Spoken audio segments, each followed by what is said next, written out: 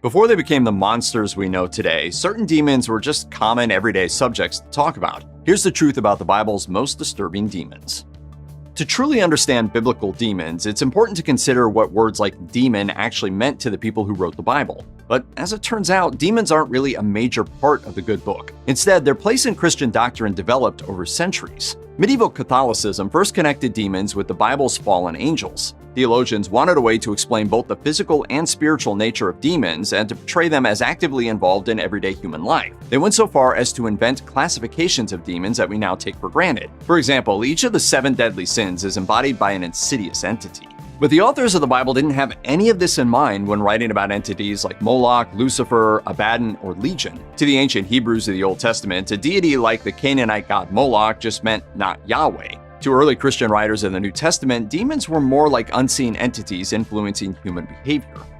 To the ancient Hebrews, Moloch was the god of their Canaanite neighbors. Some scholars believe that he is Baal in the Old Testament, with Baal being a generic term that means Lord. Much of what we know about Moloch comes from the Bible. It's well known that the Hebrew deity of the Old Testament wasn't happy with Hebrews focusing their attention upon other gods. For example, Deuteronomy 32 reads, "They made him jealous with strange gods, with abhorrent things they provoked him. They sacrificed to demons, not God, to deities they had never known, to new ones recently arrived, whom your ancestors had not feared." As for what Moloch actually did, we have to rely on scholarly connections made between biblical passages. Deuteronomy mentions passing children through fire, as does the second book of Kings, and the book of Leviticus discusses passing children to Moloch. Other passages talk about sacrificing children to Baal, connect Baal to Moloch, and also link child sacrifice with idols in Canaan. In general, it seems like worship of Moloch possibly involved literally throwing children into fire for sacrificial purposes. One of the most well-known and straightforward biblical demon stories appears in the New Testament Gospels of Mark and Luke. It even set the precedent for exorcism rituals that have continued to the present day. As the story goes, Jesus once came across a man variously described as demon-possessed and having an impure spirit. The man was chained and kept under guard, but the demons inside of him made him so strong that he broke his restraints. When Jesus asked the man his name, the demons called themselves Legion because there were presumably many demons in there together. "Lord, we beg you, do not send us into the abyss." Jesus then cast Legion out of the man and into a herd of nearby pigs, who went mad and ran into a lake and drowned. The Gospel of Mark specifically mentions that there were 2,000 pigs in the herd, although there's no mention of how many demons were in the man. Like the other demons on this list, there's no physical description of Legion. Any ideas that people have about the appearance of demons comes from artwork after the fact, but there's no further biblical information about Legion beyond that. And in fact, strictly speaking, Legion is the only entity in the entire Bible clearly identified both as a demonic entity and given a name.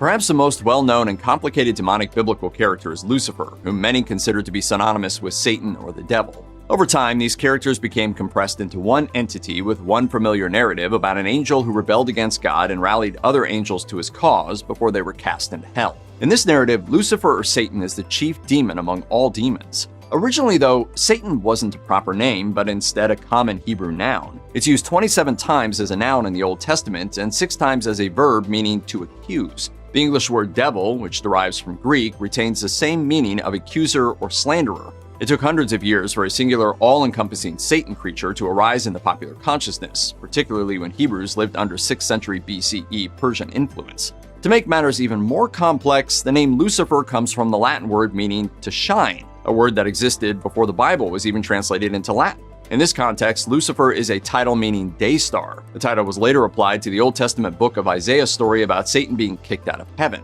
By the time that the New Testament book of Revelation was written centuries later, Satan had become connected to the devil and the apocalyptic battle of good versus evil. Could it be Satan?